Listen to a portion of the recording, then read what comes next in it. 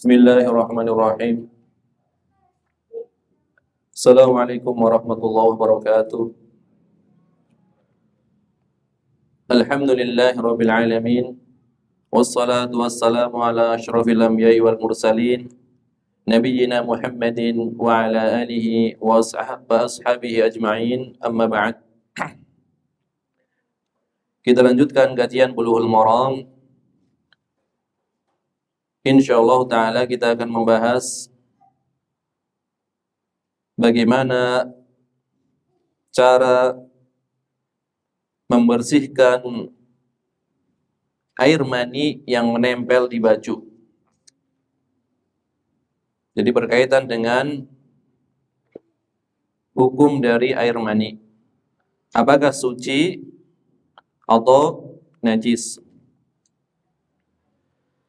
Qala al-mu'allif rahimahullahu ta'ala, penulis rahimahullahu ta'ala mengatakan, wa an Aisyah radhiyallahu anha qalat, dan dari Aisyah radhiyallahu anha beliau berkata, kana Rasulullah sallallahu alaihi wasallam yaghsilul maniyya. Rasulullah sallallahu alaihi wasallam pernah mencuci air mani, yaitu yang menempel pada baju beliau. Tsumma yakhruju ila salati fi dzalika thawb. Kemudian Nabi sallallahu alaihi wasallam keluar dalam rangka melaksanakan salat dengan menggunakan pakaian tersebut. Pakaian yang tadinya ada air maninya yang dicuci. Wa ana anzuru ila atharil ghusli fihi. Dan kata Aisyah, maka aku melihat pada baju Rasulullah SAW bekas dari mani yang telah dicuci tersebut. Jadi bajunya basah, ya, bekas cuciannya. Aku melihat masih ada bekas dari cucian mani tersebut yang tadinya menempel pada baju beliau sallallahu alaihi wasallam. Muttafaqun alaih. Hadis ini adalah hadis yang diriwayatkan oleh Imam Al-Bukhari dan Muslim. Ini riwayat yang pertama. Wali Muslimin, dan di dalam riwayat Imam Muslim, laqad kuntu afruquhu min thawbi Rasulillah sallallahu alaihi wasallam farkan fa yusalli fihi. Sungguh, kata Aisyah, aku pernah mengeriknya dari baju Rasulullah sallallahu alaihi wasallam. Kemudian beliau menggunakan baju tersebut untuk sholat. Kalau yang pertama tadi riwayatnya Nabi mencucinya. Riwayat kedua, aku pernah mengeriknya. Kemudian setelah itu bajunya dipakai untuk sholat. Wa fi lafdhin lahu, dan di dalam riwayat Muslim, lafaz yang lainnya, Aisyah mengatakan, laqad kuntu ahuquhu yabisan bi dhufri min thawbi. Saya pernah mengerik mani itu dalam keadaan telah mengering. Jadi maninya telah mengering. Saya pernah mengerik mani itu dalam keadaan kering, yaitu dengan menggunakan kuku saya. Dengan menggunakan kuku saya dari kain Rasulullah sallallahu alaihi wasallam. Jadi mani yang menempel pada kain Rasulullah sallallahu alaihi wasallam yang telah mengering, maka aku kerik dengan kukuku. Kata Aisyah radhiyallahu anha.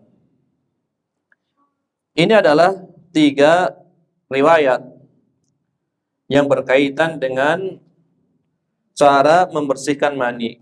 Riwayat yang pertama tentunya ketika kondisinya masih basah, dicuci. Riwayat kedua dan ketiga ketika kondisinya telah mengering, maka dikerik. Jamaah rahimanillah wa yakum, ucapan Al-Hafidz wa an Aisyah radhiyallahu anha, dan aku meriwayatkan dari Aisyah radhiyallahu anha. Adapun Aisyah, beliau adalah ummul mukminin, salah satu dari 11 orang ummul mukminin, ibunya orang-orang yang beriman. Aisyah bintu Abi Bakrin As-Siddiq radhiyallahu anhuma. Aisyah As-Siddiqah, wanita yang sangat benar. As-Siddiqiyah, nisbat pada ayahnya As-Siddiq. Aisyah As-Siddiqah As-Siddiqiyah, salah satu di antara 11 ummul mukminin. Urutan keberapa Aisyah dinikahi oleh Nabi sallallahu alaihi wasallam? Urutan ketiga, ya. Sebagaimana telah diurutkan oleh Nazim, Khalili sab'aqli qula zaini halatin zaha jafnaha ramzan sahihan muhaddaban. Khalili, Khadijah bintu Khuwailid. Khadijah bintu Khuwailid. Saba, Saudah bintu Zam'ah. Aisyah yang ketiga. Aqli, Aisyah bintu Abi Bakar. Jadi yang ketiga, Ummul Mukminin yang ketiga.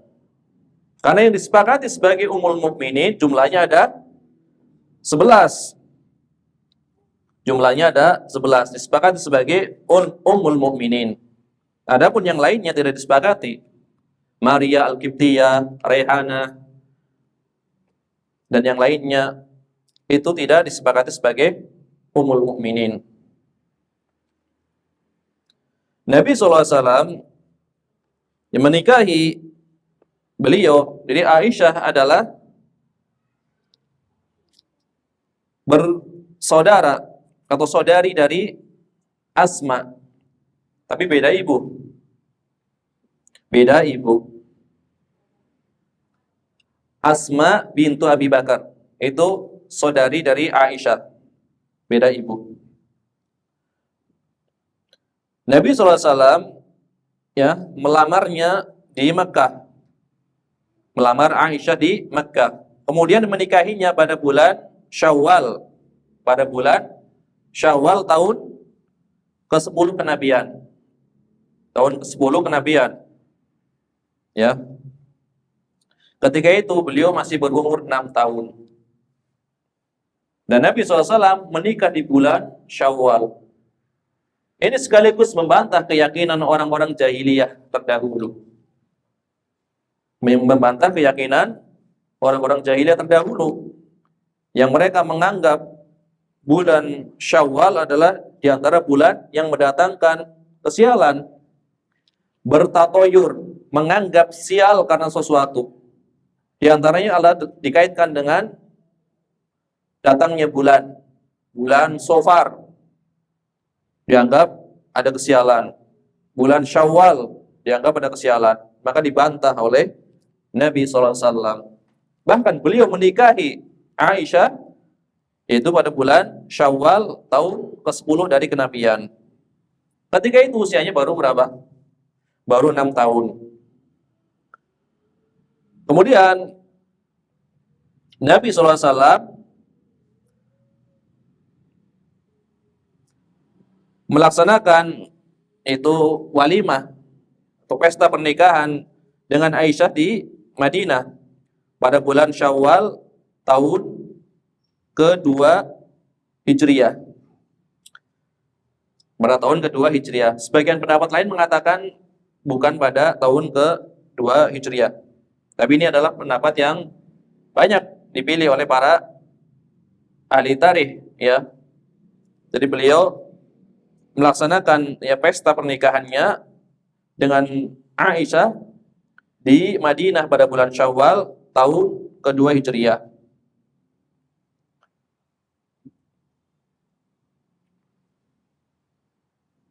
Kemudian Aisyah, beliau hidup bersama Nabi SAW selama 9 tahun.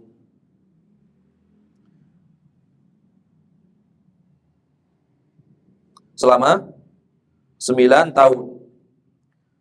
Makanya ketika Rasulullah SAW wafat, ya, ketika Rasulullah SAW wafat, usia beliau baru berapa? Baru 18 tahun. Karena beliau dinikahi pada umur 6 tahun. Kemudian mulai membangun rumah tangga ketika umur 9 tahun. Kemudian bersama dengan Nabi SAW 9 tahun. Berarti berapa? 9 tambah 9? 18. Jadi 18 tahun ketika itu Nabi SAW wafat berusia 63 tahun. Kemudian Aisyah adalah satu-satunya istri Nabi SAW yang dinikahi dalam keadaan masih gadis. Adapun yang lainnya adalah telah menjadi janda. Akan tetapi beliau tidak dikaruniai keturunan. Aisyah tidak dikaruniai keturunan. Suatu ketika Aisyah mengatakan kepada Nabi SAW, "Ya Rasulullah, seluruh istri-istrimu itu mempunyai kunyah karena punya anak. Sedangkan aku tidak memiliki anak." Maka Nabi mengatakan, "Silakan engkau berkunyah dengan anak saudarimu, dengan anaknya Asma." Yaitu anaknya Asma yang bernama Abdullah bin Zubair. Abdullah bin Zubair bin Awam.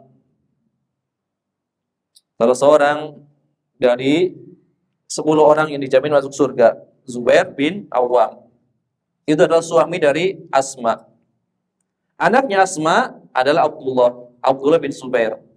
Aisyah disuruh berkunyah dengan keponakannya. Makanya beliau kunyahnya apa? Ummu Abdillah. Ummu Abdillah. Ummul Mukminin, Ummu Abdillah, Aisyah radhiyallahu anha. Aisyah adalah seorang yang ahli di dalam masalah fikih. Ahli fikih dari kalangan sahabat wanita yang paling faqih. Dan beliau adalah termasuk di antara al-mukthirun. Al-mukthirun maknanya adalah seorang sahabat yang meriwayatkan hadis lebih dari 1000. Itu disebut sebagai al-mukthirun. Para sahabat yang memiliki riwayat lebih dari 1000. Jumlahnya ada 7. Jumlahnya ada 7. Aisyah urutan ke berapa? Aisyah? Hah? Masya Allah. Ada yang hafal nazamnya? Hah? Urutan ke? Urutan keempat. Yang pertama? Abu Hurairah. Terus? Hah? Ibnu Umar. Masya Allah. Terus? Masya Allah. Masya Allah. Mumtaz. Hafal. Ya. Jadi Syekh Muhammad Ali Adam Al-Itsubi di dalam kitab beliau Zahiratul Uqbah fi Syarhil Mujtaba, beliau mengurutkan 7 orang sahabat yang paling banyak meriwayatkan hadis. Beliau mengatakan al-mukthiruna fi riwayatil khabar. Al-mukthiruna fi riwayatil khabar. Orang yang paling banyak di dalam meriwayatkan hadis. Abu Hurairah yalih Ibnu Umar. Fa annasun fazujatun nabiyyi fal bahru jabirun ma'al butriyyi. 7 orang. Abu Hurairah yang pertama, yali Ibnu Umar. Berikutnya Ibnu Umar. Fa annasun, kemudian Anas Ibnu Malik. Fa annasun fazujatun nabiyyi. Siapa zujatun Nabi? Aisyah. Berarti urutan keempat. Ya. Urutan yang keempat. Dari 7 orang yang paling banyak meriwayatkan hadis. Di antaranya sekelompok sahabat dan tabi'in meriwayatkan hadis dari Aisyah radhiyallahu anha. Kemudian beliau tadi dijuluki sebagai apa? As-Siddiqah. Sebagaimana ayahnya As-Siddiq. Maka beliau As-Siddiqah, As-Siddiqiyah. Karena Allah Tabaraka wa Ta'ala telah membersihkan beliau ketika turun 10 ayat di dalam surat An-Nur yang membela ya kesucian beliau. Ketika terjadi fitnah dari orang-orang munafik, itu berbulan-bulan Nabi sallallahu alaihi wasallam berada dalam kesedihan. Aisyah juga sakit. Pokoknya ujian yang luar biasa menimpa keluarga Nabi sallallahu alaihi wasallam. Disebabkan karena ucapan mulut dari orang-orang munafik yang ingin menyakiti Nabi sallallahu alaihi wasallam. Maka pada akhirnya Allah Tabaraka Ta'ala menurunkan 10 ayat di dalam surat An-Nur untuk membela kesuciannya. Maka barang siapa setelah turun ayat di dalam surat An-Nur masih merendahkan Aisyah, maka dikatakan orang tersebut adalah kafir secara ijma. Karena Allah telah membedanya langsung. Ya sebagaimana kelakuan orang-orang Syiah, terutama Syiah Rafidhah yang melaknat Ummul Mukminin Aisyah radhiyallahu anha. Ketika telah turun 10 ayat di dalam surat An-Nur yang membela kehormatan beliau, maka pada saat itu barang siapa yang menghina atau merendahkan kehormatan beliau, maka dihukumi orang yang murtad atau orang yang kafir. Karena mengingkari ayat Al-Quran. Mengingkari ayat Al-Quran. Maka banyak sekelompok tabi'in yang meriwayatkan hadis dari beliau. Di antaranya adalah keponakannya. Siapa yang terkenal? Selain Abdullah bin Zubair. Kalau Abdullah bin Zubair, seorang sahabat juga. Urwah bin Zubair, seorang tabi'in. Termasuk di antara 7 ahli fikih Madinah. Urwah bin Zubair. Beliau masuknya tabi'in.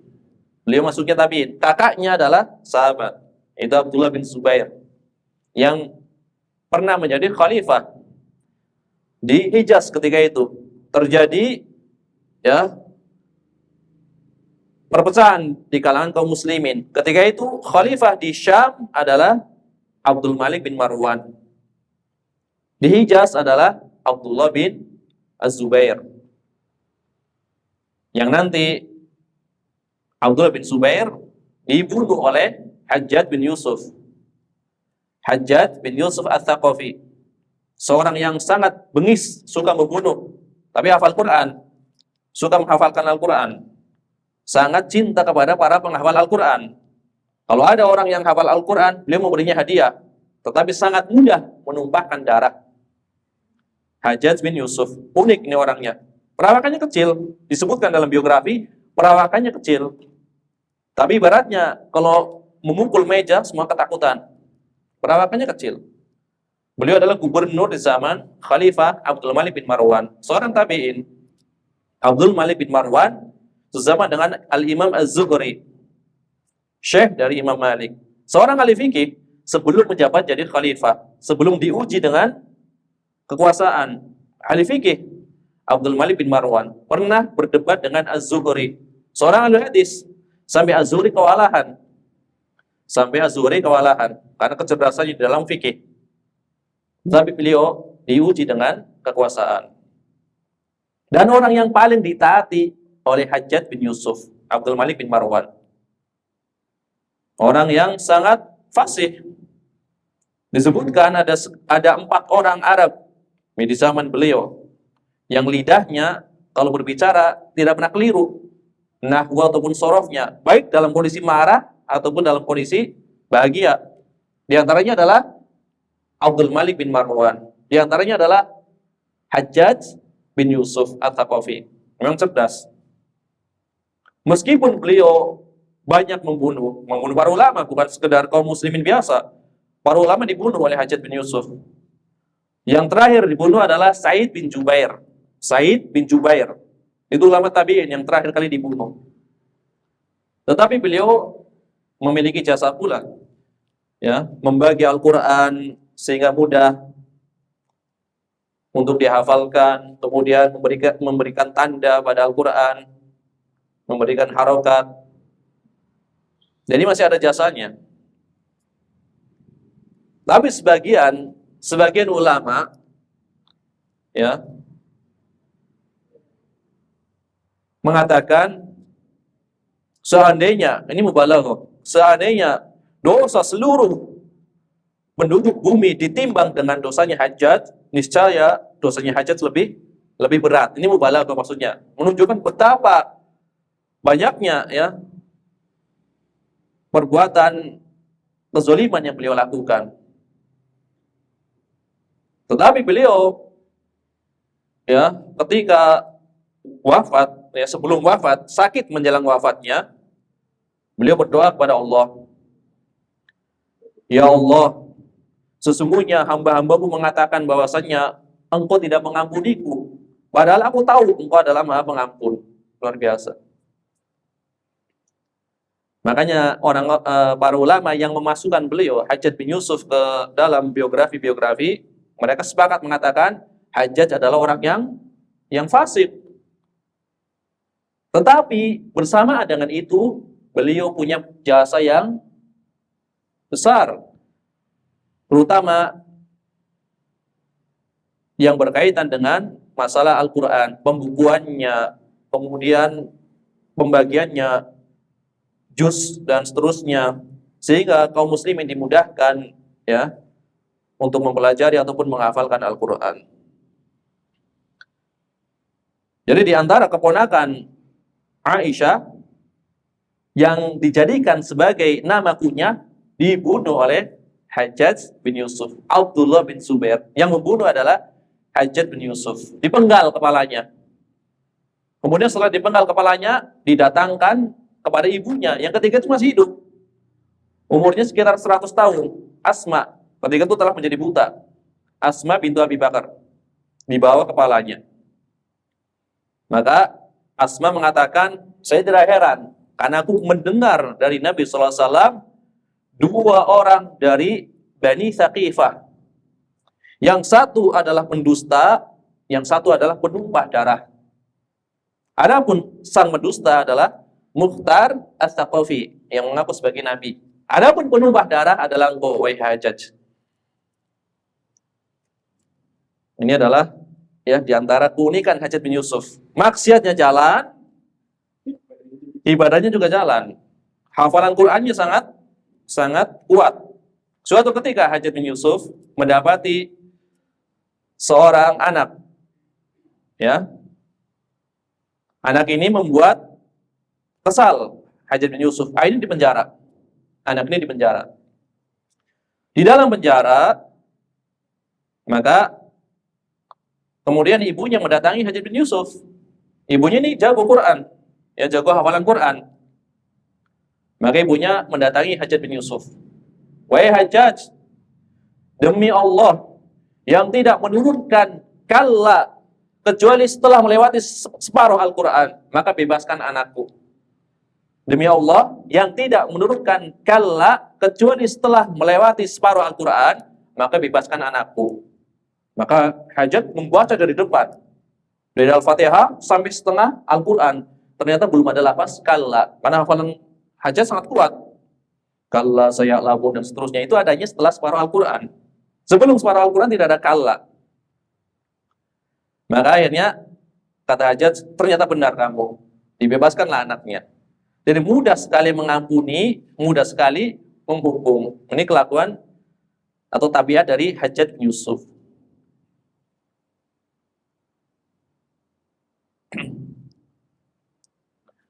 Jamaah rahimanillah wa iyyakum, Aisyah ya wafat di Madinah pada tahun 57 atau 58 Hijriah. Ada 2 riwayat ya, sebagian mengatakan 58 Hijriah, sebagian lagi mengatakan 57 Hijriah. Kemudian beliau dimakamkan di Baqi ya. Kemudian yang menyolati jenazah beliau adalah Abu Hurairah radhiyallahu anhu.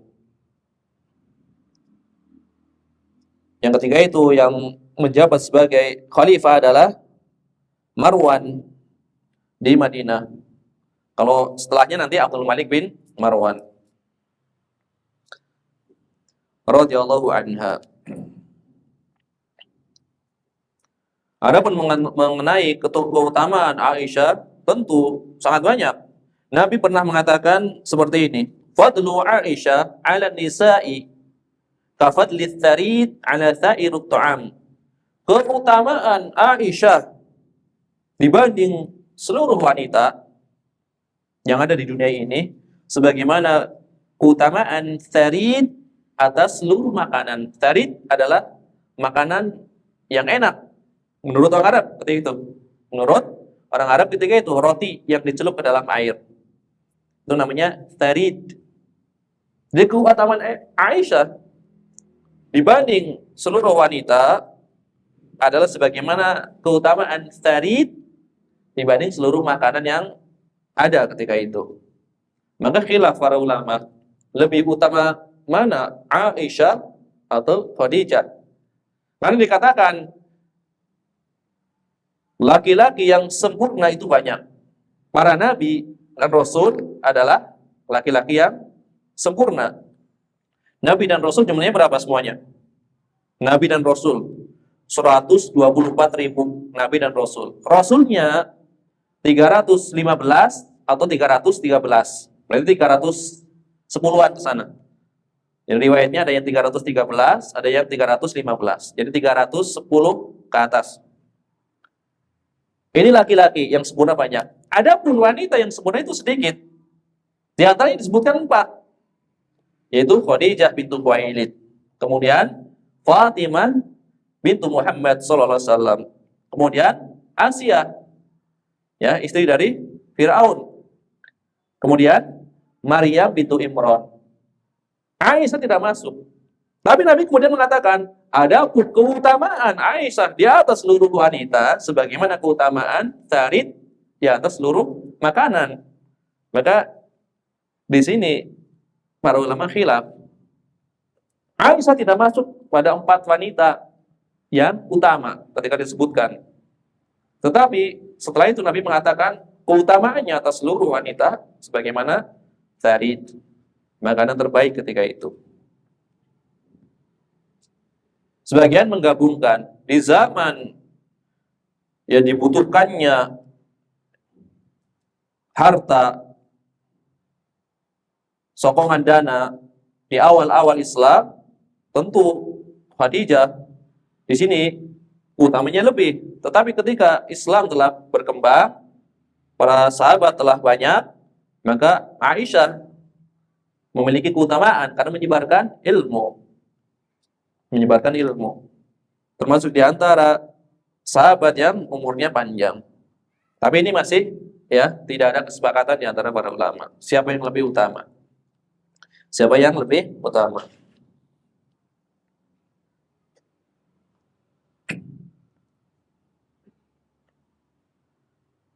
Jamaah rahimanillah wa iyyakum, ya itulah sedikit ya dari biografi Aisyah radhiyallahu anha.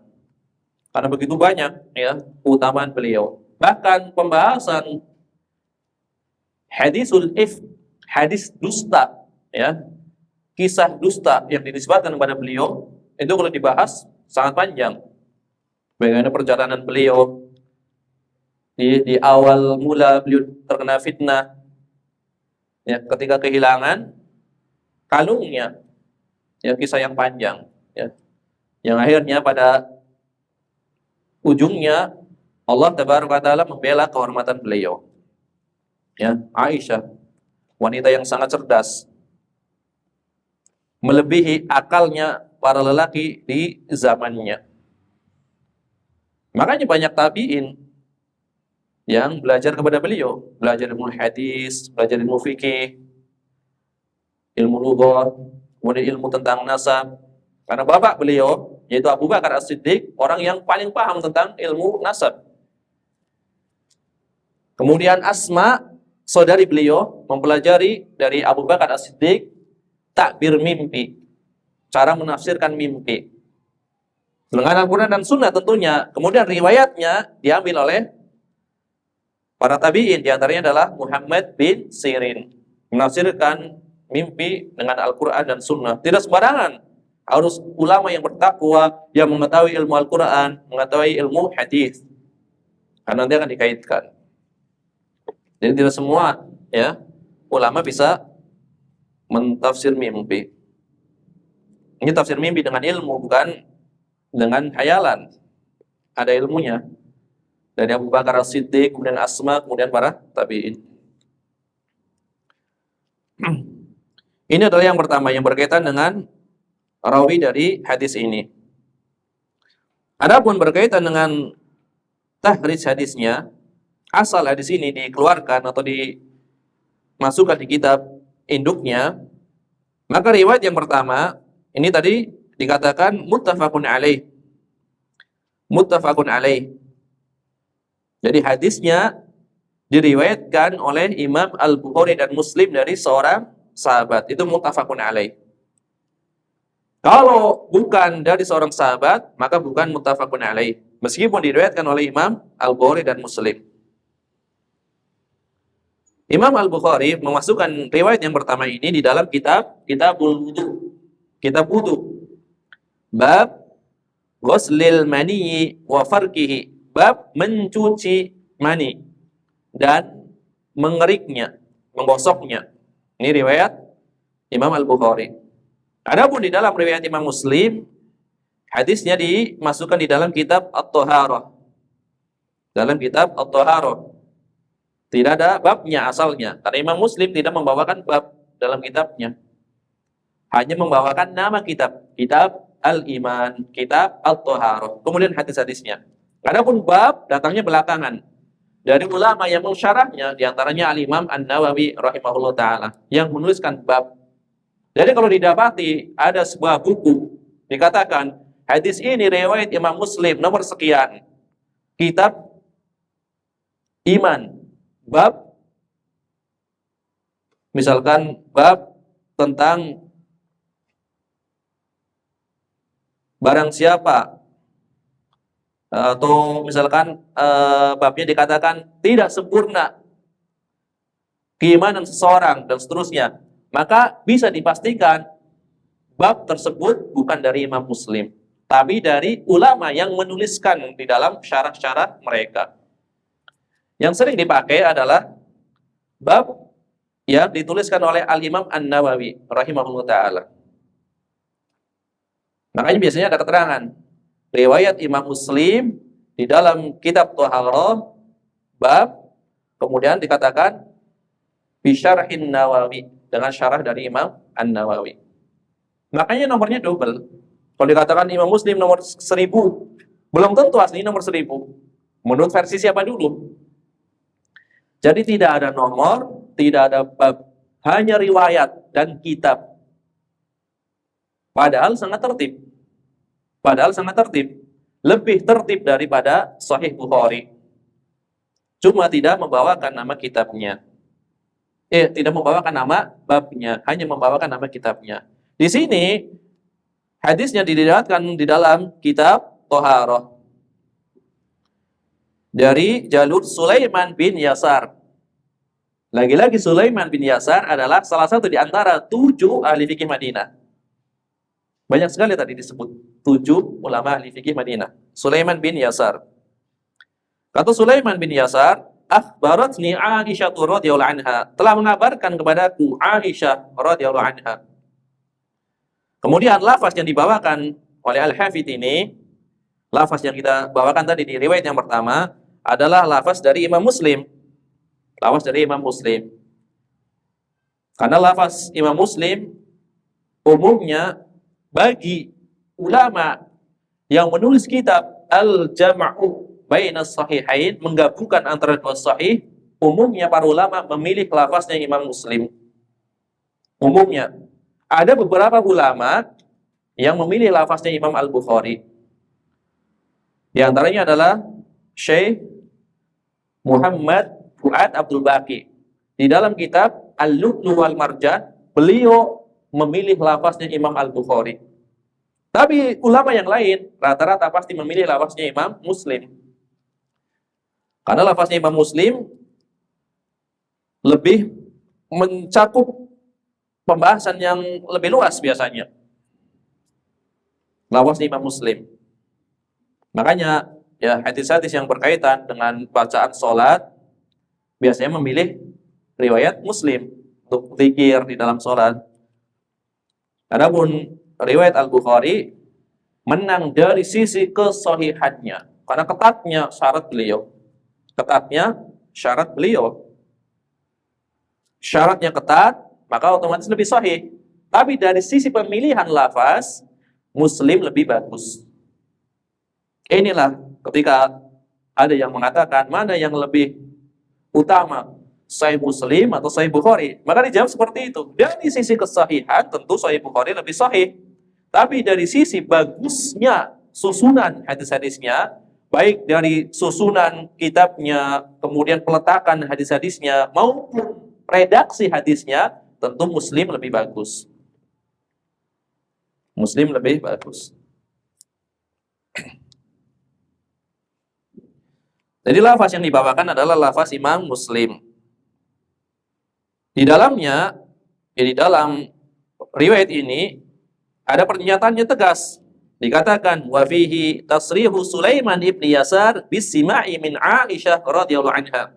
Ada pernyataan yang tegas dari Sulaiman bin Yasar mendengar langsung dari Aisyah.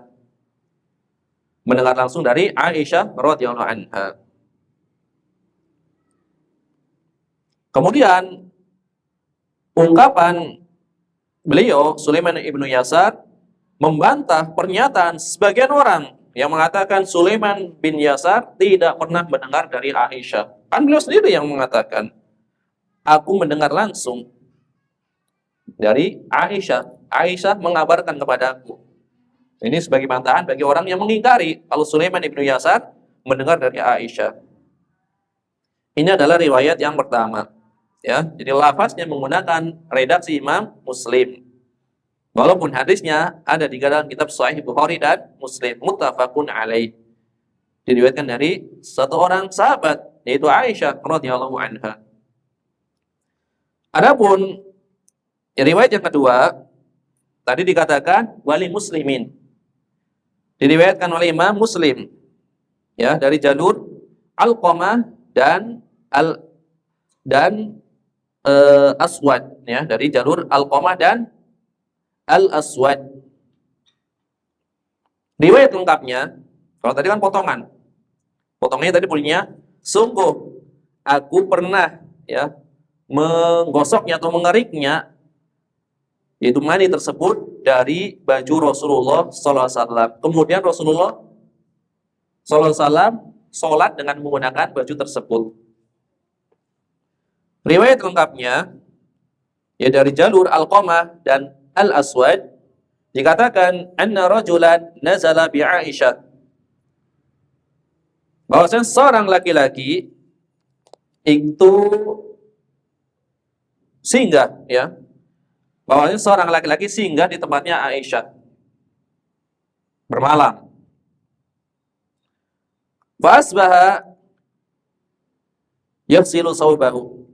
Kemudian dia mencuci pakaiannya. Ketika pagi bangun tidur, mencuci pakaiannya dari air mani. Faqalat Aisyah, maka Aisyah melihat laki-laki tersebut yang mencuci pakaiannya dari air mani. Aisyah mengatakan, "Inna ma kana yujzi'uka in ra'aitahu an taghsila makanahu." Sesungguhnya cukup bagimu ya, jika engkau melihat mani menempel pada bajumu, cukup engkau mencuci bagian yang terkena maninya saja. Tidak usah dicuci semua bajunya. Bagian yang terkena maninya saja. Fa in lam tara nadhta haulahu. Jika engkau tidak melihat, jadi bekasnya sudah tidak kelihatan, maka engkau cukup ya memerciki sekitar daerah yang terkena mani tersebut. Berarti maninya telah mengering ya. Kemudian Aisyah mengatakan walaqad ra'aituni afruquhu, dan sungguh aku pernah mengerik mani dari baju Rasulullah SAW ketika dalam kondisi kering. Ini adalah riwayat yang lengkapnya. Jadi ada kalanya dicuci, tetapi dicuci bagi yang terkena maninya saja, ada kalanya dikerik saja. Itu tadi dikatakan menggunakan kukunya ketika telah mengering. Kemudian riwayat berikutnya yang diriwayatkan oleh Imam Muslim dari jalur Abdullah bin Syihab Al-Khawlani. Abdullah bin Syihab Al-Khawlani, beliau mengatakan kuntu nazilan ala Aisyah. Kuntu nazilan ala Aisyah. Aku pernah bersinggah di tempatnya Aisyah. Fahtalamtu fi thawbiyya. Maka aku mimpi basah sehingga mani tersebut mengenai pakaianku. Tidur mimpi basah.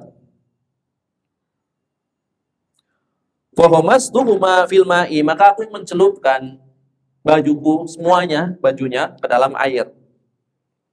Air yang ada di wadah, kemudian saya masukkan seluruh bajuku, saya rendam ke dalam air. Fara'atni jari'atan li Aisyah. Fara'atni jari'atun. Bukan jari'atun. Fara'atni jari'atun li Aisyah. Maka aku melihat ya budak milik Aisyah. Atau budaknya melihat aku. Fara'atni jari'atun li Aisyah. Budak perempuan dari Aisyah melihat aku yang sedang apa? Sedang mencelupkan bajuku. Wa ahbaratha fa ba'athat ilayya Aisyah. Maka kemudian budaknya Aisyah tersebut mengabarkan kepada Aisyah. Kemudian Aisyah pun mendatangiku, ya, memberitahukan perbuatanku. Maka Aisyah mendatangiku, kata Abdullah bin Syihab. Faqalat, maka Aisyah mengatakan, ma hamalaka ala ma sana'ta bi thawbik? Apa yang membawamu melakukan hal tersebut? Apa yang menyebabkan kau melakukan hal tersebut? Yaitu kamu mencelupkan bajumu ke dalam ember. Qala, maka Abdullah bin Syihab mengatakan, ra'aitu ma yaron naim fi manamihi.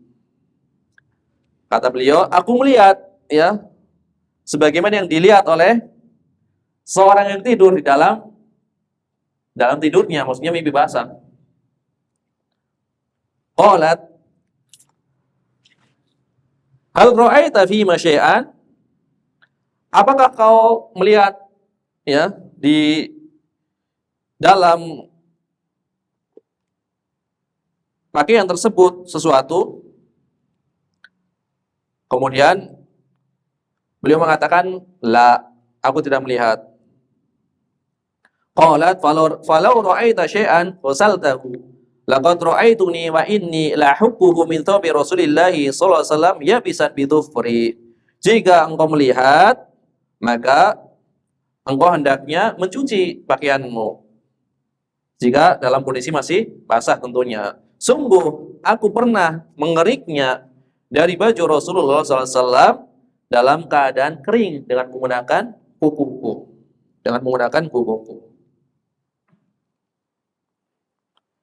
Jadi ini adalah 3 riwayat yang menunjukkan bahwasannya ada kalanya mani tersebut dibersihkan dengan cara dicuci. Ada kalanya cukup dikerik ketika dalam kondisi telah mengering. Ya, ini adalah riwayatnya. Riwayat lengkap dari riwayat ringkas yang dibawakan oleh Al-Hafidz Ibnu Hajar Al-Asqalani. Pada Ibnu Hajar yang jadi patokan adalah syawahid, inti dari riwayatnya.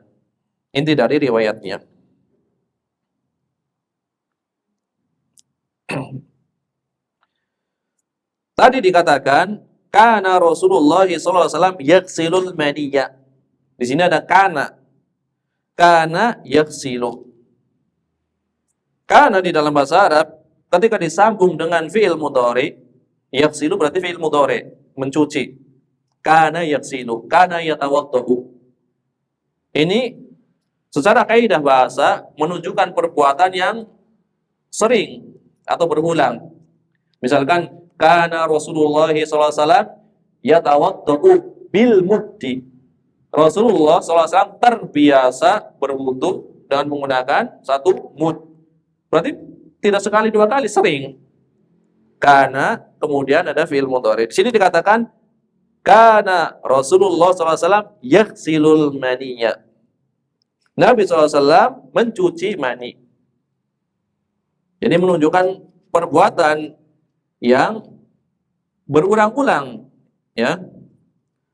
Kecuali ada qarinah atau indikasi yang memalingkan dari makna tersebut. Jadi hukum asalnya ketika dikatakan kana kemudian ada fi'il mudhari, maka menunjukkan perbuatan tersebut adalah perbuatan yang berulang-ulang. Kecuali ada dalil yang memalingkan dari makna tersebut, maka bisa diartikan pernah. Bisa diartikan pernah. Kalau tidak ada qarinah, indikasi, maka dikatakan terbiasa. Jadi ketika ditimpa permasalahan yang semisal, maka beliau melakukan sebagaimana yang disebutkan di dalam hadis ini. Jadi setiap baju beliau terkena mani, beliau sering mencucinya. Itu kalau tidak ada dalil yang memalingkan. Jadi faedah dari kana kemudian fi'il mudhari. Ini asal di dalam ya kaidah bahasa Arabnya. Kana yatawaddu, berarti seringnya berwudu menggunakan satu mud. Kemudian mandi dengan satu sok atau 5 mud. Satu sok berapa mud? 4. Jadi biasa menggunakan 4 mud, yaitu satu sok atau 5 mud. Satu sok lebih. Itu mandinya Rasulullah SAW. Berarti wudunya kurang lebih 1 liter kebiasaannya. 1 liter, mandinya kebiasaannya 4 liter sampai 5 liter. Mandi dengan menggunakan air 4 liter. Padahal Rasulullah SAW rambutnya lebat. Rambutnya lebat, kemudian terkadang panjang, walaupun tidak selalu panjang. Jadi lebat dan panjang. Karena lebat belum tentu panjang. Ya. Rambutnya lebat, terkadang juga panjang, lebat dan panjang. Maka sebagian anak atau cucu dari Ali bin Abi Thalib ketika itu melihat Jabir bin Abdullah mandi dengan menggunakan air sebagaimana yang biasa dipakai oleh Rasulullah SAW, yaitu mandi menggunakan berapa? 4 mud. Maka ditegur oleh cucu Ali, wahai Jabir, kenapa engkau mandinya dengan menggunakan air yang sangat sedikit? Maka beliau mengatakan, sesungguhnya orang yang lebih mulia dari kamu dan rambutnya lebih lebat dari kamu pernah menggunakan air seukuran yang aku gunakan. Kata Jabir, itu ini maksud adalah Nabi SAW. Jadi sangat mirip. Mandi cuma 4 liter, mandi junub. Ya kalau kita berapa puluh liter ya? Disiram pala ya, disiram pakai keran itu, menghabiskan liter-liter. Ya ini adalah ya tadi faedah dari kana yang silu. Asalnya memberikan faedah ya at-takrar atau berulang, kecuali ada dalil lain yang memalingkan ya sehingga keluar dari kaidah tersebut. Kemudian dikatakan yaghsilul maniyya, mencuci mani. Jadi cairan yang keluar dari kubur itu ada beberapa jenis. Yang disebutkan dalam hadis ini apa?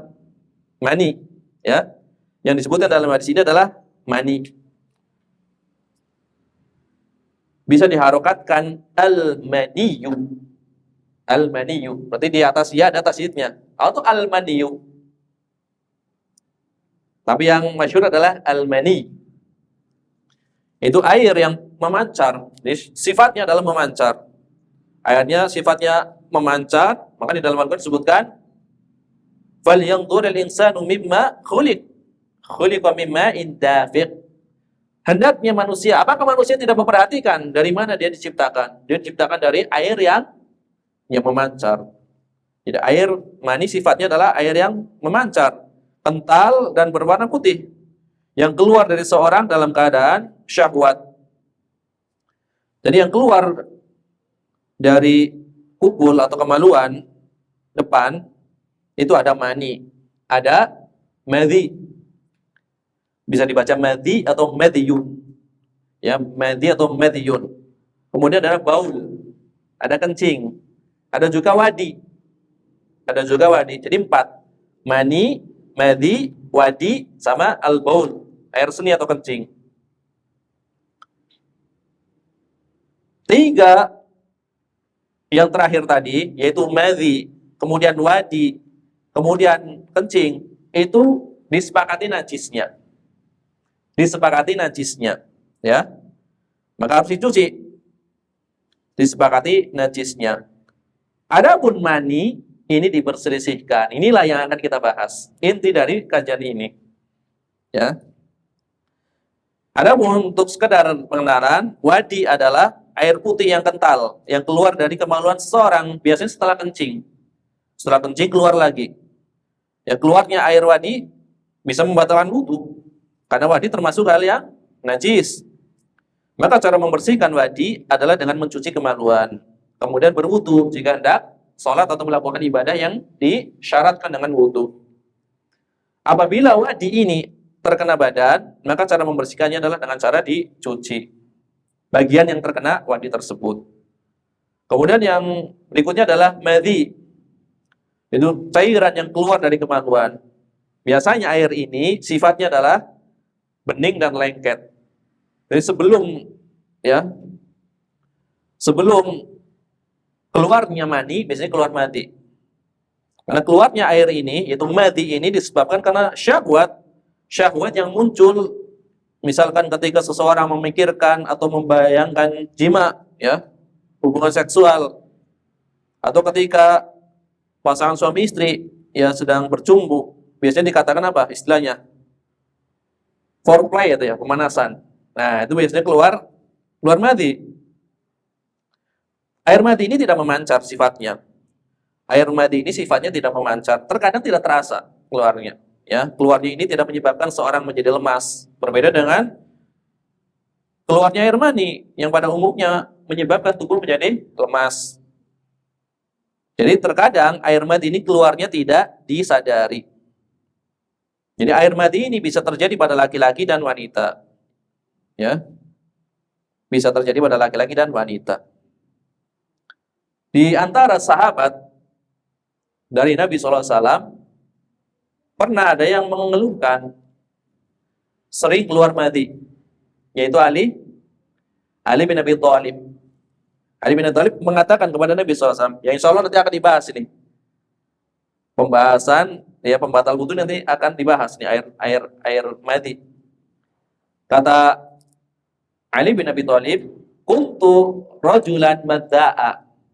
Aku ini adalah seorang laki-laki yang sering mengeluarkan madhi. Hanya saja saya mau bertanya kepada Rasulullah SAW itu malu karena kedudukan putri beliau. Kan putri beliau adalah istri dari Ali bin Abi Thalib. Saya malu mau menanyakan kepada Rasulullah SAW. Maka aku memerintahkan ya, Al-Miqdad Ibnul Aswad untuk bertanya kepada Rasulullah SAW. Ya, memerintahkan kepada Miqdad Ibnul Aswad untuk menanyakannya kepada Rasulullah SAW. Maka Nabi mengatakan, cuci kemaluanmu kemudian berwudu. Jadi keluarnya madhi tidak menyebabkan mandi, tapi mengharuskan dicuci kemaluannya. Kemudian menyebabkan batalnya wudu. Ini adalah 3 cairan yang keluar selain dari mani. Wadi, madhi, sama kencing. Ya, kencing jelas. Setelah kita bahas pada bab air. La yabulanna ahadukum fil ma'i daim. Janganlah salah seorang di antara kalian kencing di air yang tergenang. Telah berlalu pembahasannya. Jadi 3 hal ini, yaitu madhi, wadi, dan kencing adalah disepakati apa? Najisnya. Adapun yang diperselisihkan adalah air mani. Air mani. Apakah air mani itu suci atau najis? Ini yang diperselisihkan. Ada dua madhab di dalam permasalahan ini.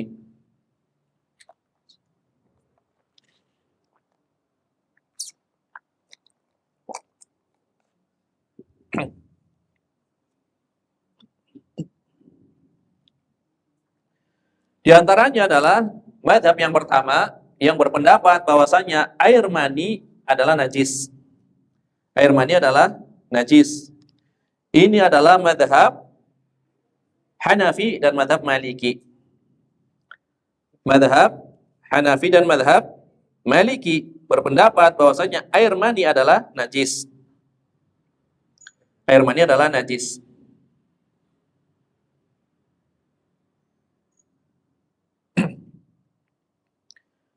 Di antara dalilnya yang menunjukkan bahwasanya air mani itu najis adalah riwayat yang kita bawakan tadi. Nabi SAW mencuci mani yang menempel pada baju beliau.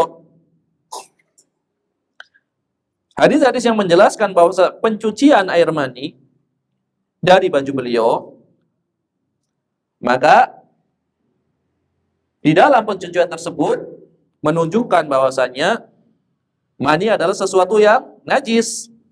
Seandainya tidak najis, maka tidak perlu dicuci. Jadi dalilnya sama. Ya, di hadis yang menjelaskan bahwasanya pencucian air mani itu dengan air dari baju beliau menunjukkan bahwasanya mani tersebut adalah najis. Karena tidak mungkin dicuci kecuali apabila hal tersebut adalah sesuatu yang najis. Ini diantara dalilnya. Jadi hadis yang kita bawakan menjadi dalil najisnya mani menurut Malikiyah dan Hanafiyah karena Nabi mencucinya. Seandainya tidak najis maka tidak perlu dicuci. Dibiarkan saja sampai kering. Tidak perlu dicuci. Karena dicuci maka berarti najis. Kemudian alasan kedua yang menunjukkan bahwasanya air mani itu najis menurut Malikiyah dan Hanafiyah, bahwasanya air mani itu keluar melalui saluran kencing. Ya, saluran kencing. Sehingga karena keluarnya dari satu saluran yang sama atau jalan yang sama, sebagaimana kencing adalah najis, maka mani pun dihukumi sebagai sesuatu yang najis. Maka cara membersihkannya sebagaimana membersihkan kencing, ya, yaitu dicuci, ya, sebagaimana berlaku pada najis-najis yang lainnya. Kemudian alasan ketiga yang dijadikan sebab oleh madhab Hanafi dan Maliki tentang najisnya air mani,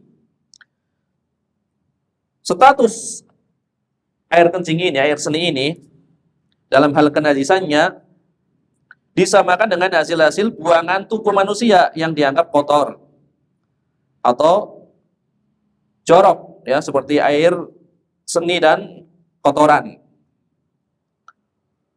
Maka karena adanya kesamaan, ya, sebab sama-sama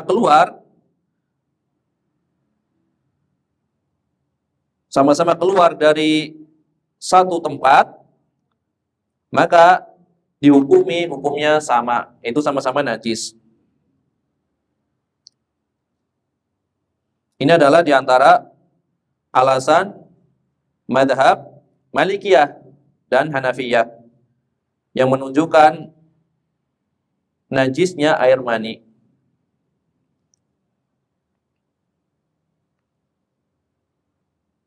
Kemudian ketika pihak yang mengatakan bahwasanya air mani itu suci mengatakan bahwasanya air mani itu suci karena dari manilah asal muasal manusia, maka dijawab pula oleh madhab Abu Hanifah, tidak ada masalah tidak ada kendala ya untuk mengatakan bahwasanya asal muasal manusia adalah dari mani. Tidak ada kendala yang menyebabkan bahwasanya mani itu sesuatu yang najis disebabkan karena mani adalah asal muasal manusia. Seandainya gara-gara mani itu adalah sebagai asal muasal terjadinya manusia dikatakan suci, maka telah diketahui apabila ada segumpal darah itu kan perkembangan dari fase setelah air mani, kemudian menjadi segumpal darah. Kan tadi dikatakan, menurut pihak yang mengatakan mani itu suci, karena asal muasal manusia adalah dari mani. Kata Abu Hanifah dan Malikiyah, tidak ada kendala untuk menyatakan mani itu najis, disebabkan karena asal manusia adalah dari air mani. Tidak ada kendalanya. Karena apa? Karena fase setelah mani, itu kan ada segumpal darah. Sedangkan darah adalah sesuatu yang najis. Padahal asal muasal manusia juga. Ketika keguguran misalkan, segumpal darah ini gugur. Ini najis atau suci? Najis. Padahal asal muasal terjadinya manusia, fase berikutnya dari air mani. Yaitu ya yang merupakan kelanjutan dari perkembangan air mani di dalam rahim. Padahal dihukumi sebagai sesuatu yang najis.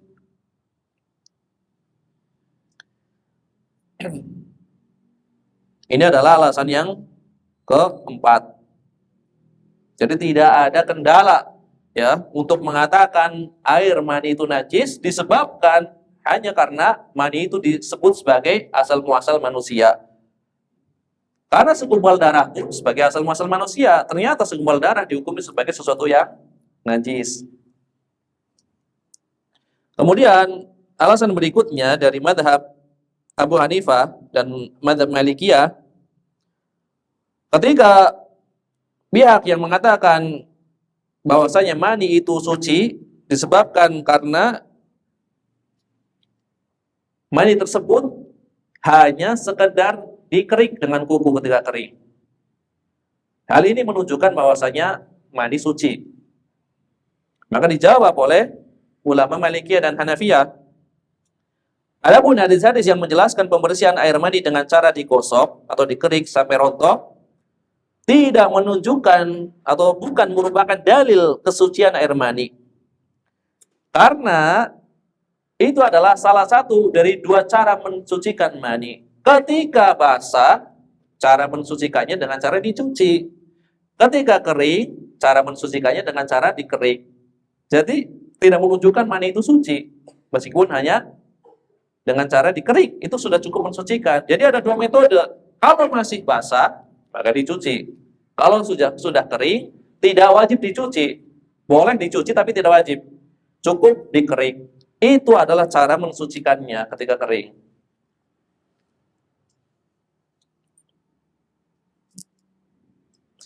Karena dikatakan menurut Abu Hanifah dan Malikiyah, mani itu kan suatu materi yang najis. Sedangkan suatu yang najis itu bisa disucikan dengan cara gosokan. Contohnya apa? Seorang yang memakai alas kaki, menginjak sesuatu yang najis. Tanah berikutnya adalah sebagai alat tersucinya. Sebagaimana tanah berikutnya, apabila bergesekan dengan alas kaki yang ada najisnya, bisa menyebabkan alas kaki tersebut kembali suci, maka demikian pula gesekan antara kuku dengan air mani yang menempel pada baju yang menyebabkan air mani tersebut rontok menjadi sebab sucinya baju tersebut. Ini madhab Abu Hanifah dan Malikiyah. Jadi dua riwayatnya dipakai. Riwayat mencuci itu cara mensucikan ketika basah. Riwayat mengerik itu cara mensucikan ketika kering.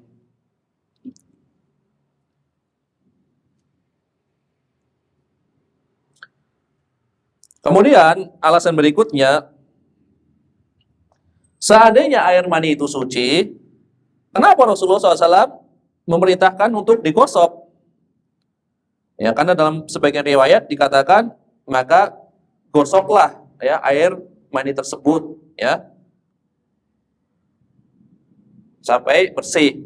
Sehingga apabila air mani itu suci, tentu Rasulullah SAW boleh saja ya beliau langsung sholat tanpa perlu menghilangkan mani yang ada pada baju beliau. Kalau dikatakan sebagai sesuatu yang suci. Ini adalah pihak yang menyatakan najisnya mani. Ada beberapa alasan, ya, ada sekitar 5 atau 6 alasan yang menunjukkan bahwasannya mani itu adalah sesuatu yang najis. Ini sebagaimana diterangkan oleh para ulama Hanafiyah dan Malikiyah. Di antaranya adalah dari kitab Syarah Ma'anil Athar karya Imam Abu Ja'far At-Tahawi. Syarah Ma'anil Athar. Beliau punya kitab yang sangat banyak. Imam Abu Ja'far At-Tahawi, keponakan dari Al-Imam Al-Muzani, murid Al-Imam Asy-Syafi'i. Al-Imam Al-Muzani pakar di dalam mazhab Syafi'i. Adapun keponakannya Abu Ja'far At-Tahawi, Abu Ja'far At-Tahawi pakar di dalam mazhab Hanafi, bahkan pembesar dari mazhab Hanafi. Maka dikatakan dalil-dalil dari hadis telah dikumpulkan secara lengkap di dalam mazhab Syafi'i oleh Imam Al-Baihaqi di dalam mazhab Syafi'i. Seluruh dalil yang berkaitan dengan riwayat hadis ataupun athar telah lengkap dikumpulkan oleh Imam Al-Baihaqi di dalam mazhab Syafi'i. Kalau ingin mengetahui seluruh dalil-dalil berdasarkan riwayat hadis maupun athar, maka lihatlah kitab Imam Al-Baihaqi. Di antaranya kitab As-Sunan, As-Sunanul Kabir, kitab yang sangat tebal. Riwayat lengkap pendalilan seluruh mazhab Syafi'i di dalam kitab Asy-Syarhu atau As-Sunan Al-Kabir. Sunan yang besar. Para ulama menyebutnya Sunan Kabir. Padahal kalau secara kias lughah As-Sunan Al-Kubra. As-Sunan Al-Kubra, muannas dengan muannas. Cuma para ulama menyebutnya As-Sunan Al-Kabir dengan mudzakkar. Jadi dalil-dalil riwayat telah selesai dikumpulkan oleh Imam Al-Baihaqi. Ini dalam mazhab Syafi'i. Adapun di dalam mazhab Maliki, dalil-dalil riwayat yang berkaitan dengan pembahasan fikih telah selesai ditulis oleh Imam Ibnu Abdul Bar di dalam 2 kitab beliau. Kitab At-Tamhid, At-Tamhid lima fil Muwatta minal ma'ani wal asanid, dan kitab Al-Istidhkar, lengkap. Adapun di dalam mazhab Hanafi telah selesai dikumpulkan oleh Imam Abu Ja'far At-Tahawi. Yang pendapat tadi kita nukil dari kitab beliau, Syarah Ma'anil Athar. 2 kitab besarnya yang paling populer. Yang pertama adalah Syarah Mushkilil Athar. Mushkilil Athar. Yang kedua Syarah Ma'anil Athar. Jadi riwayat semua. Bukan kering dari dalil di mazhab Hanafi. Contoh dalilnya banyak banget. Riwayat dari sahabat ataupun riwayat para salaf dikumpulkan di dalam 2 kitab ini. Syarhu Mushkilil Athar sama Syarhu Ma'anil Athar oleh Imam Abu Ja'far At-Tahawi rahimahullah ta'ala. Tadi alasan tersebut adalah yang dibawakan di dalam Syarah Ma'anil Athar. Ada 5 alasan yang menunjukkan bahwasanya mani itu najis. Adapun mazhab Syafi'i, kemudian mazhab Hambali berpendapat bahwasanya air mani adalah suci. Air mani adalah suci, tidak najis. Mereka berpendapat bahwasanya air mani tidak lebih kotor dari ingus dan ludah. Tidak lebih kotor dari ingus dan air ludah. Di antara dalilnya tentunya sama. Di antara dalil-dalilnya yang menunjukkan bahwasanya mani itu suci, yang pertama adalah hadis-hadis yang kita bawakan tadi, yang menjelaskan pembersihan air mani dengan cara digosok sampai rontok itu maninya, ya, dengan cara digosok agar mani tersebut rontok tanpa mencucinya dengan air.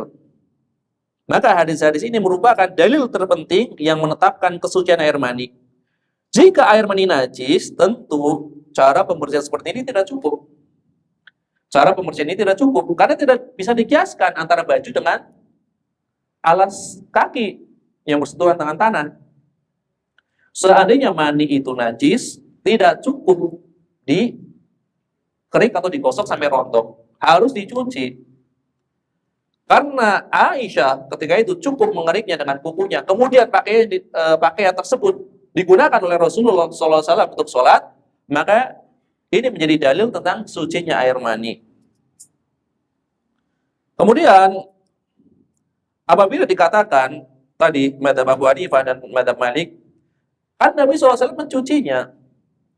Mencuci adalah salah satu dari dua cara membersihkan mani. Apabila basah, maka cara membersihkan najisnya dengan cara dicuci. Apabila kering, cara menghilangkan najis dengan cara dikerik. Dua-duanya itu cara membersihkan najis. Maka dijawab oleh ulama mazhab Syafi'i dan mazhab Hambali. Jadi perbuatan Rasulullah SAW mencuci bajunya, mencuci baju beliau ketika masih basah, itu bukan karena najisnya, ya. Bukan karena najisnya, tetapi karena kotor, ya. Kotor, tetapi bukan najis. Sebagaimana seorang yang di bajunya ada ingus. Tentu jijik tidak lihat ingus? Tentu jijik. Apakah ingus najis? Maka beliau mencucinya dalam rangka membersihkan kotoran yang menjijikan, bukan karena najisnya. Ya tentu misalkan ada seorang, ya, bajunya ada mani yang masih basah, coba dipakai untuk sholat, dia tentu ya merasa jijik walaupun suci. Maka dicuci bukan karena najisnya, karena untuk menghilangkan kotoran agar tidak merasa jijik orang yang melihatnya.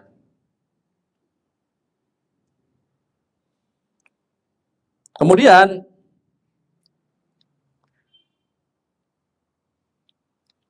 dalil berikutnya yang menunjukkan bahwasanya mani itu suci adalah Rasulullah SAW membiarkan mani tersebut sampai kering. Membiarkan mani tersebut sampai kering. Tadi kenapa Rasulullah mencuci? Karena dulu digunakan untuk sholat. Seandainya tidak digunakan untuk sholat secara langsung, misalkan dijeda beberapa waktu, tentu dibiarkan sampai kering sendiri. Nabi tadi mencucinya dalam rangka karena ingin segera digunakan untuk sholat. Seandainya tidak digunakan untuk sholat, misalkan digantung saja, tentu Nabi SAW tidak langsung mencucinya. Maka perbuatan Rasulullah SAW yang membiarkan mani yang menempel pada baju beliau sampai kering, itu merupakan dalil kesucian air mani. Kenapa? Karena sebagaimana yang telah diketahui, di antara petunjuk yang diajarkan oleh Nabi SAW adalah kesegeraan di dalam menghilangkan najis. Contohnya apa? Ketika ada seorang Arab Badui kencing di masjid, Nabi tidak membiarkannya sampai kering.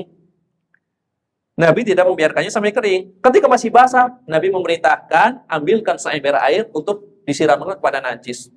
Jadi kebiasaan Nabi adalah apabila mendapati najis, Nabi segera menghilangkannya, bersegera menghilangkannya. Ini Nabi membiarkan sampai kering. Maka sebagai dalil bahwasanya mani tersebut adalah sesuatu yang suci. Beliau mencuci karena memang ingin segera digunakan. Jadi kalau tidak ingin segera digunakan bajunya, maka Nabi membiarkannya sampai kering. Ini dalil kesucian air mani. Kemudian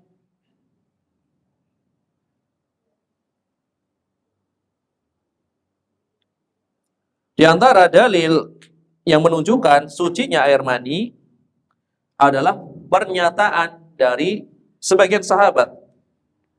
Ya. Pernyataan dari sebagian sahabat. Di antaranya adalah Abdullah bin Abbas radhiyallahu anhu.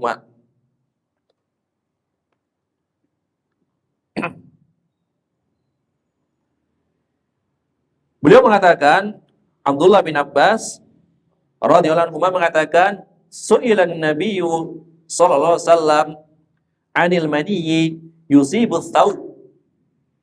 Nabi sallallahu alaihi wasallam pernah ditanya tentang air mani yang mengenai pakaian, mengenai baju. Faqala, maka Nabi menjawab, innama huwa bimanzilatil muhati wal busaqi wa innama yakfika antam sahahu bi khirqatin aw bi idhkhirah. Sesungguhnya mani itu keadaannya atau kedudukannya sebagaimana ingus ataupun ludah. Sebagaimana ingus ataupun ludah. Maka cukup bagimu apabila pakaianmu terkena mani, engkau cukup menggosoknya dengan kain, dengan potongan kain atau dengan idhir. Idhir itu tanaman yang baunya wangi. Cukup digosok. Ini adalah riwayat Imam Ad-Darqutni. Tetapi riwayat ini adalah riwayat yang mauquf. Maksudnya apa? Berhenti sampai Abdullah bin Abbas radhiyallahu anhu. Meskipun tadi dikatakan su'ilan Nabi sallallahu alaihi wasallam, tetapi tidak ada yang menyatakan riwayat ini marfu kecuali Ishaq Al-Azraq, seorang rawi bernama Ishaq Al-Azraq. Imam Al-Baihaqi di dalam kitab beliau As-Sunanul Kubra atau As-Sunanul Kabir meriwayatkan hadis ini yang semisal ini dari Ibnu Abbas secara mauquf. Ini mauquf berarti dohirnya apa? Fatwa sahabat. Dohirnya adalah fatwa sahabat. Ya. Maka dikatakan hadza was sahih. Yang benar riwayatnya adalah mauquf, tidak sampai marfu. Ini fatwa dari sahabat yang mulia Abdullah bin Abbas radhiyallahu anhuma. Tetapi meskipun ini riwayatnya mauquf, ini sebagai syawahid, penguat riwayat bagi para ulama yang menyatakan bahwasanya mani itu adalah sesuatu yang suci.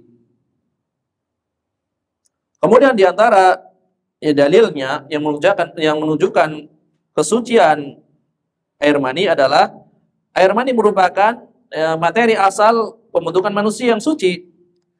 Sedangkan Allah Tabaraka wa Ta'ala telah memuliakan Bani Adam. Ya. Walaqad karramna Bani Adam, dan sungguh kami telah memuliakan Bani Adam. Tentu asal penciptaannya adalah sesuatu yang suci.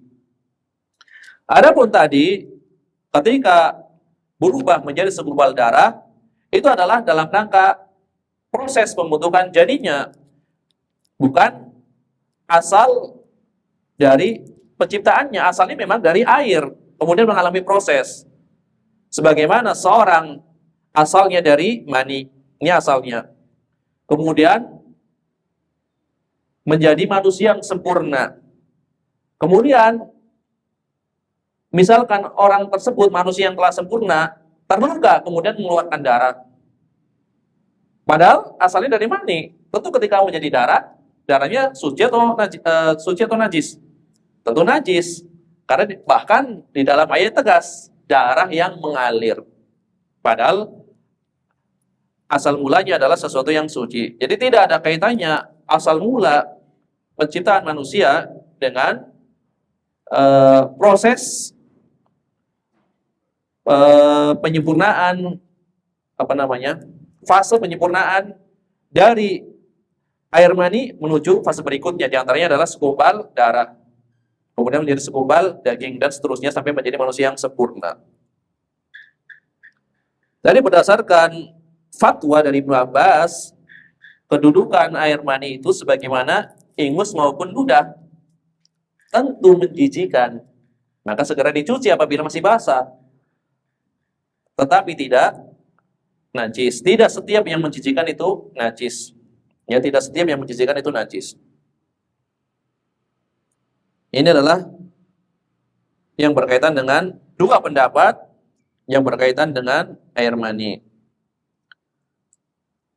Maka pendapat yang pertama ini tadi yang mengatakan air mani itu suci dikuatkan oleh ulama kontemporer atau ulama mutakhirin. Ya, sebagian ulama mutakhirin menguatkan pendapat yang pertama, najisnya air mani, di antaranya Imam Asy-Syaukani rahimahullah taala, ya. Di dalam kitab beliau Nailul Autar, beliau merojihkan riwayat ini. Adapun pendapat jumhur ulama adalah pendapat sebaliknya. Itu yang menyatakan bahwasanya air mani adalah sesuatu yang suci.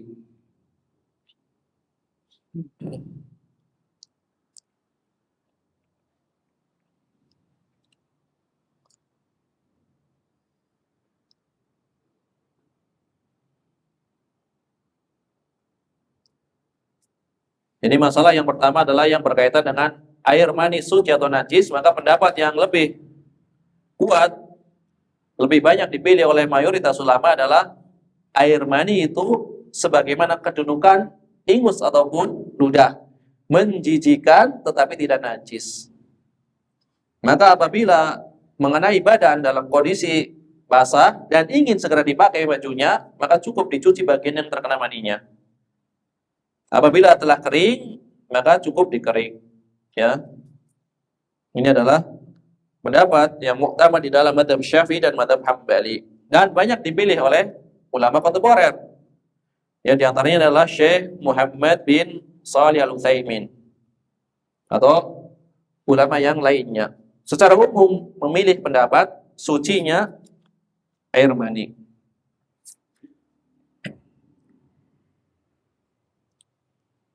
Adapun di antara beberapa faidah, kita bawakan sedikit dari Syekh Muhammad bin Shalih Al-Utsaimin.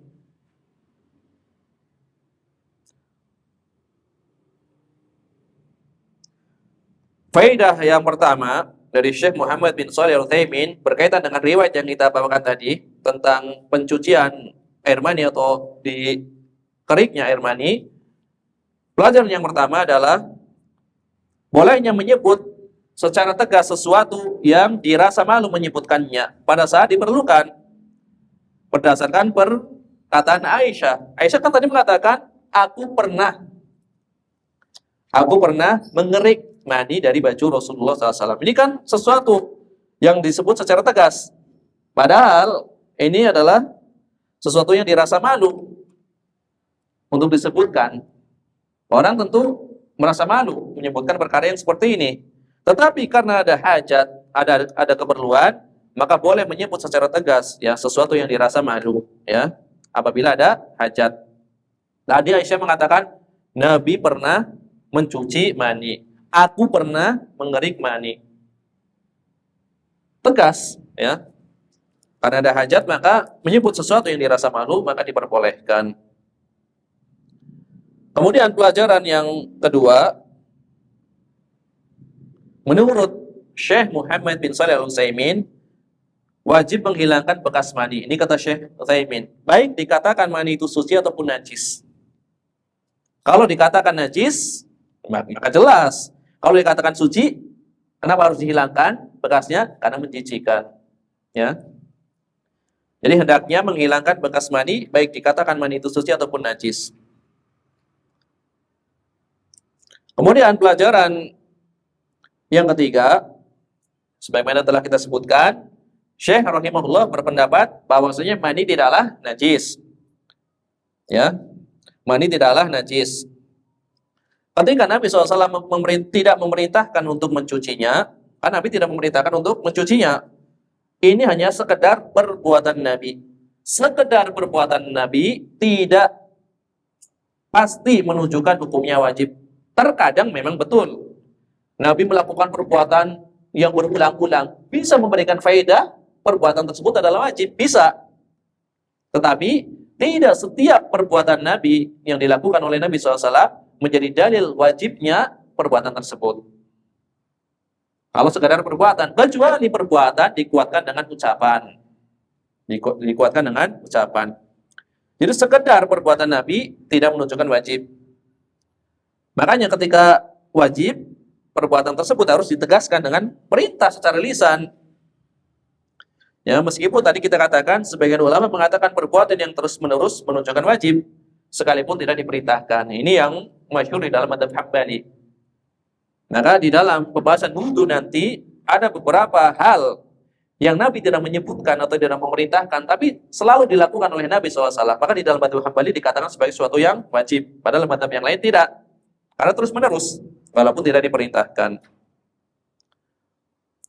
Adapun ya, di dalam riwayat yang kita bawakan kan tidak terus-menerus dicuci riwayatnya. Terkadang ada dikerik, ya. Terkadang dikerik, terkadang dicuci.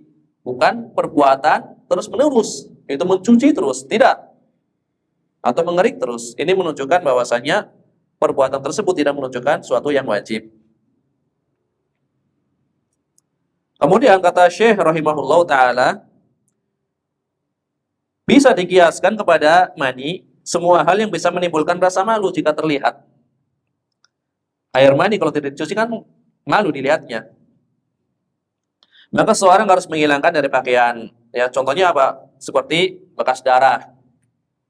Ya, seperti bekas darah. Malu kan biasanya kalau ada bekas darah yang menempel di baju atau misalkan di pakaian seorang wanita, misalkan tembus ya darah haid misalkan, maka wajib segera dibersihkan. Kemudian ini pelajaran yang kelima, ini adalah berkaitan dengan pergaulan antara suami dan istri. Syekh mengatakan termasuk di antara bergaul dengan cara yang ma'ruf, termasuk bergaul dengan cara yang ma'ruf, yang baik, adalah seorang istri melayani suaminya. Hal ini didasarkan dari perkataan Aisyah. Tadi Aisyah mengatakan apa? Aku pernah mengerik mani itu dari baju Rasulullah SAW. Ya, saya pernah mengikis atau mengerik mani tersebut dari baju Rasulullah SAW. Maka ini termasuk bergaul dengan cara yang baik. Seorang istri melayani suaminya. Kemudian pertanyaannya, apakah istri wajib melayani suaminya? Apakah istri wajib melayani suaminya? Karena kan di dalam Al-Quran disebutkan Allah menetapkan hukum yang adil di dalam masalah ini. Ya, di dalam surat An-Nisa ayat keberapa? Ayat ke-19. Dalam surat An-Nisa ayat ke-19.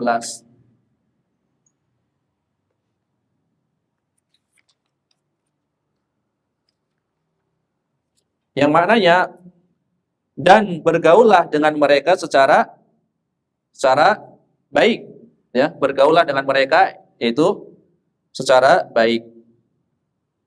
Disuruh bergaul dengan cara yang baik, yang ma'ruf. Ya. Jika seorang istri melayani suaminya itu merupakan sesuatu yang baik dan patut menurut adat, menurut masyarakat, maka istri wajib melayaninya. Terkadang ya, kebiasaan antara satu daerah atau satu negeri dengan negeri yang lain itu beda. Misalkan adatnya Saudi misalkan, tentu istri tugasnya adalah ya, hanya melayani suaminya dalam perkara-perkara yang sudah ma'ruf, bukan memasak atau yang lainnya. Tidak memasak umumnya, ada pembantunya. Itu kalau adat Saudi. Tetapi kalau di Indonesia misalkan seorang istri memasak, tentu hal yang ma'ruf. Kalau tidak memasak malah suatu yang aneh di negeri kita. Kalau tidak bisa memasak.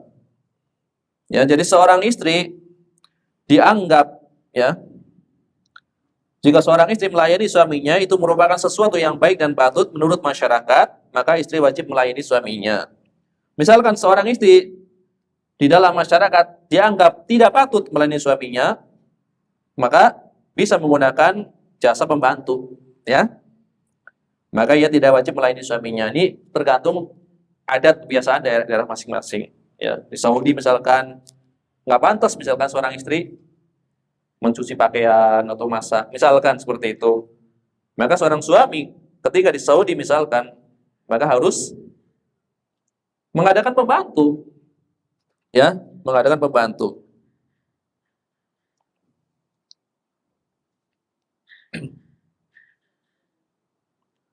Kemudian di Syekh Utsaimin mengatakan di dalam pelajaran ini, yang berkaitan dengan bergaul dengan baik, dia mengatakan, jika seorang istri dianggap patuh dan baik melayani suaminya pada sebagian urusan, tanpa urusan yang lain, maka ia wajib melayani suaminya sesuai apa yang menurut tradisi patut dilakukan. Sedangkan pada hal-hal yang dianggap tidak patut, maka tidak wajib. Semua ini disimpulkan dari dua kalimat, kata Syekh Muhammad bin Shalih Al-Utsaimin. Yaitu kalimat, dan bergaulah dengan mereka secara layak, secara baik, secara patut.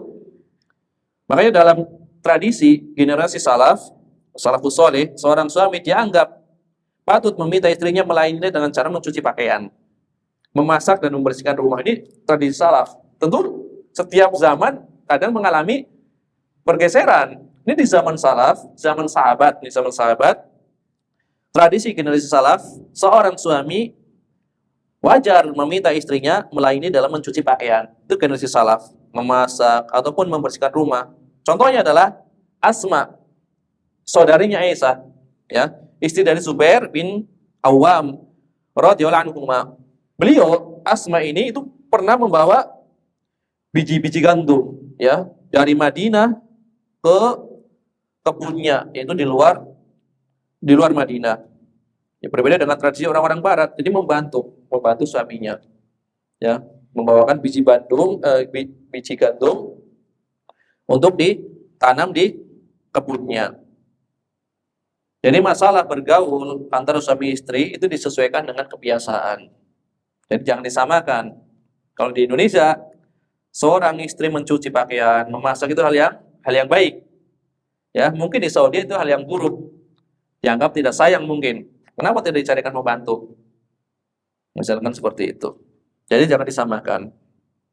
Ini adalah pelajaran dari Syekh Muhammad bin Shalih Al-Utsaimin. Kemudian pelajaran berikutnya adalah di dalam riwayat ini terdapat kezuhudan dari Nabi SAW. Karena pakaian beliau yang terkena mani itu dicucinya, hanya dicuci bagian yang terkena maninya, kemudian dipakai untuk sholat. Sangat zuhud, sangat zuhud. Beliau sangat zuhud, dipakai untuk sholat. Jadi beliau tidak memerlukan pakaian khusus untuk sholat. Tidak memerlukan pakaian khusus untuk sholat, pakaian khusus untuk tidur, pakaian khusus untuk di rumahnya dan lain-lainnya. Pakaian yang beliau pakai untuk tidur, dipakai untuk sholat. Kan dohirnya, ketika beliau bajunya terkena air mani, berarti beliau dipakai untuk apa itu bajunya? Ya, untuk tidur, ya, bersama istrinya. Ini juga menjadi dalil bahwasannya air mani itu adalah suci, bukan kekhususan dari Nabi SAW. Kan sebagian yang berpendapat air mani itu najis, kecuali air mani dari Nabi SAW. Justru riwayat tersebut menjadi dalil bahwasanya air mani itu suci secara umum. Kenapa? Karena air mani yang dihasilkan dari jima kan bercampur antara air mani laki-laki dan perempuan. Tentu bercampur antara air mani Nabi SAW dengan istrinya. Seandainya kekhususan bagi Nabi SAW air mani itu suci, bagaimana dengan air mani istrinya? Nah, maka justru menjadi dalil bahwasanya kesucian air mani itu bukan kekhususan Nabi SAW. Kemudian dari hadis ini, maka sebagian ulama berdalil, ya, berdasarkan riwayat sucinya air mani ini, sebagian ulama berdalil bahwasanya kelembapan yang ada pada kemaluan wanita, atau istilahnya apa? Keputihan, ya? Hah? Keputihan, ya, istilahnya keputihan, ya. Ya, kelembapan yang ada pada kemaluan wanita itu dianggap sebagai sesuatu yang suci. Kalau dalam bahasa Arabnya, rutubatu farjil mar'ah. Ya, sesuatu yang basah pada kemaluan wanita. Itu dianggap sebagai sesuatu yang suci. Khilaf di kalangan para ulama. Tapi pendapat yang banyak dikuatkan oleh ulama kontemporer, bahwasanya keputihan itu adalah sesuatu yang suci. ya, tidak dianggap sebagai najis. Ya. Jadi keputihan adalah sesuatu yang suci, yang dianggap najis.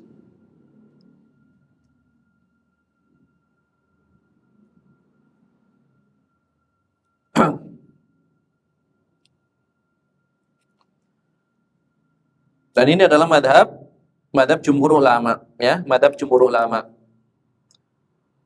Jadi cairan yang dinamakan dengan keputihan itu adalah sesuatu yang suci. Ya, keputihan akan sering dialami oleh wanita apabila sedang hamil biasanya. Ya karena ini diakibatkan adanya perubahan ya hormon, ya, perubahan hormonal yang terjadi, dan salah satu efek dari peningkatan hormon tersebut adalah produksi cairan yang meningkat, ya, yang dialami oleh wanita yang sedang hamil. Biasanya ketika hamil banyak, ya, keluar cairan yang disebut dengan keputihan.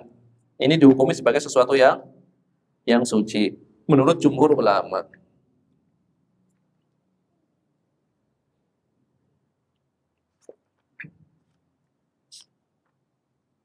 Ya, inilah yang bisa disampaikan pada kesempatan kali ini.